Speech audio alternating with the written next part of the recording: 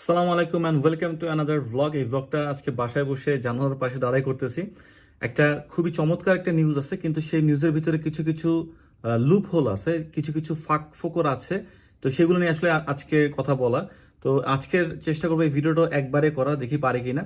Anyways, তো আমাদের এখানে তো এখন আইএলটিএস এর অ্যাডমিশন চলতেছে। আপনারা হয়তো অনেকেই জানেন যে আমাদের এখানে আমরা আইএলটিএস কোর্স করাই, গ্রামার সহ, এবং সেখানে চেষ্টা করি যে কানাডা আসার জন্য যত রকমের যাবতীয় যা ইনফরমেশন আছে সেগুলো দিয়ে স্টুডেন্টদেরকে সাহায্য করার।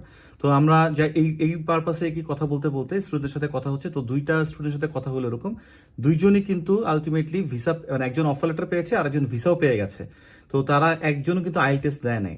হ্যাঁ, এটাই হচ্ছে ব্যাপার এখন, যে আইএলটিএস ছাড়া, এটা কিন্তু আগে হয়েছে, এটা আমার জন্য নতুন কিছু না। 2017 সালে এখানে অনেক স্টুডেন্টস আসছে যারা আইএলটিএস ছাড়া আসছে। এমন স্টুডেন্ট আসছে যারা ইংলিশ ঠিক মতো কথাই বলতে পারে না। ওকে, তো এরকম স্টুডেন্টস আসছে, তো আমি এটা অবশ্যই বিশ্বাস করি। তো যাই হোক, আমি তারপরে জিজ্ঞাসা করলাম যে কিভাবে কি।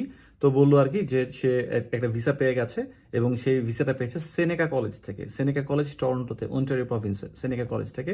তো 1 বছর একটা প্রোগ্রাম। কিন্তু সে বললো ভাইয়া একটা কিন্তু আছে। আমি বললাম তাহলে আইএলটিএস কেন করতে চাচ্ছে? তো একটা কিন্তু আছে এইটাই যে তাকে কিছু ইনফরমেশন হাইড করা হয়েছে। আমি বললাম কোন এজেন্সি থেকে? যখন আমি এজেন্সিটার নাম শুনলাম তখন আমি একেবারেই শকড। কারণ সত্যি কথা বলতে যে আমিও এজেন্সিতে গিয়েছি এবং আমাকে একটা ব্ল্যাক লিস্টেড একটা ইউনিভার্সিটির নাম তখন ধরাই দিয়েছিল আমাকে। তো যার পর থেকে আমি বেসিক্যালি এই এজেন্সিটার নাম শুনলে আমার মানে একটা, এমন না যে এখান থেকে কেউ ক্যানাডা আসে না, আমি তা বলবো না, অনেকেই আসছে, কিন্তু এটা শুনলে কি আর কিরকম জানি একটা মানে ভাব আসে আর কি। তো নেগেটিভ একটা ব্যাপার আসে। তো আমি এজেন্সির নামটা আমি এখানে বলবো না, তবে এটা গুলশান 2-এর একেবারে মোড়ে আইডিপির পাশে এজেন্সিটা আছে, যারা এই ক্যানাডার কাজটা করে। এনিওয়েজ, তো আমি যেটা বলতে চাচ্ছি আর কি, যে বললো কি যে আমাকে বলা হয়েছিল 3 মাসের স্পিকিং একটা কোর্স করলেই হবে সেখানে, যে তারপর এটা আমি গুড টু গো। কিন্তু এখন দেখছি আমাকে ইএসএল করা লাগবে, আর আইএলটিএস দিয়ে আমি ইএসএলটা সরাতে পারবো। ইএসএলটা কি? English as a second language. এই ইএসএলটা করতে কয় মাস লাগে? 3 থেকে 4 মাস। ক্যানাডা এখন এক্সপেন্স কিন্তু আকাশ ভেঙে উপরে উঠে গেছে আর কি, এত খরচ।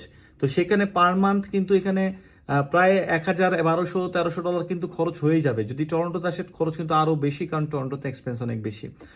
আর একটা বড় ব্যাপার হচ্ছে এই ইএসএল করার সময় কিন্তু কেউ ওয়ার্ক পারমিট পায় না। স্টুডেন্টসরা ইএসএল করার সময় কেউ ওয়ার্ক পারমিট পায় না, আরো অনেক সুবিধা পায় না। ইএসএল যতদিন পর্যন্ত থাকে, তার মানে সে কোনো ইনকাম করতে পারবে না। 4টা মাস প্রায় থাকার জন্যই 5 লাখ থেকে 5.5 লাখ টাকা খরচ হবে। আর এটা কোর্সের জন্য কিন্তু অনেক ডলার তাকে দিতে হবে।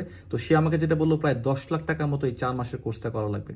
তো 10 লাখ টাকা যদি আমরা করতে যাই, তাহলে এর থেকে তো 10 বার, 20 বার, 30 বার আইএলটিএস পরীক্ষা দেওয়া ভালো। তো এটা কিন্তু একটা বড় ব্যাপার, যেটা তার কাছে হাইড করা হয়েছে। আর সেকেন্ড জিনিসটা, সেটা হাইড করা হয়েছে, এবং আমি তাকে বললাম কানাডাতে 1 বছরের যদি কেউ প্রোগ্রামে আসে, তাহলে কিন্তু 1 বছরের ওয়ার্ক পারমিট দেয়। 1 বছরের ওয়ার্ক পারমিট কখনোই কোনো কিছুর জন্যই যথেষ্ট না, না ইনকাম করার জন্য, না ভালো চাকরি পাওয়ার জন্য, না পিআর পাওয়ার জন্য, সবকিছু রেডি করার জন্য। সো 1 বছরের প্রোগ্রামে কেউ আসবেন না। আসলে অবশ্যই 2 বছরের প্রোগ্রামে আসবেন। তো 1 বছরের প্রোগ্রাম আসলে কি হবে? পরে যে জিনিসটা হবে সেটা হবে কি, আরো 1 বছরের প্রোগ্রাম করা যায়। ইয়েস, 2 বছর যদি আপনি আলাদা আলাদা 1 বছর করে প্রোগ্রাম করেন, তাহলে কিন্তু আপনি কানাডাতে 3 বছর ওয়ার্ক পারমিট অ্যাপ্লাই করতে পারবেন। তো সেখানে আবারও একটা কস্ট আছে। তো এই ইনফরমেশনগুলো তাকে দেওয়া হয় নাই। তারপরে আমি যেহেতু ওই যে এজেন্সির নাম শুনে একটু শক ছিলাম, আমি পরে জিজ্ঞাসা করলাম যে আপনি কি ভালো করে জানেন, মানে ভিসা কি নিয়েছেন ঠিক মতো, বা টাকা কোথায় দিয়েছেন, এগুলো জিজ্ঞাসা করছি। তখন সে বলে যে না, আমি ভিএফএস আমি জমা দিয়েছি, এবং ভিএফএস থেকে আমি ডেলিভার পেয়েছি পাসপোর্টের, মেডিকেলের সবকিছু ঠিক আছে। ওকে, তার মানে ভিসা হচ্ছে আইএলটিএস ছাড়া, ভিসা হচ্ছে আইএলটিএস ছাড়া সেনেকা কলেজে। ওকে, কিন্তু এইগুলো হচ্ছে লুপহোল, এগুলো একটু জেনে নেবেন।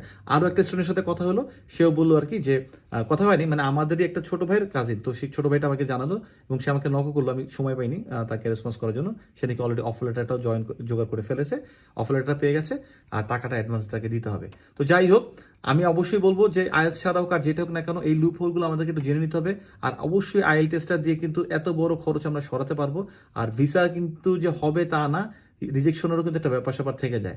এনিওয়েজ, সো মোদ্দা কথা হচ্ছে আইএলটিএস ছাড়া ভিসা হয়েছে যতটুকু পারছি, এবং আমি তাকে আমার প্রিজার্ভেশনে রেখেছি। যদি কখনো দরকার হয় তাহলে অবশ্যই আমি তাকে বলবো যে আপনার এক্সপিরিয়েন্সটা শেয়ার করতে সবার সাথে। যাই হোক, ভিডিওটা দেখে যদি ভালো লাগে, এরকম আরো ভিডিও পেতে অবশ্যই চ্যানেলটাকে সাবস্ক্রাইব করবেন ইনশাল্লাহ। আমাদের ফেসবুক পেজে কিন্তু অনেক আইএলটিএস এর ভিডিওস এবং অনেক কিছু বলা হয়, আমাদের কোর্সও আছে। সো আপনারা যদি ইন্টারেস্টেড থাকেন, সেখানে আপনারা জয়েন করতে পারেন, এবং অবশ্যই শেয়ার করতে ভুলবেন না। নেক্সট ভিডিওতে আবার দেখা হচ্ছে। আল্লাহ হাফেজ, সালামু আলাইকুম।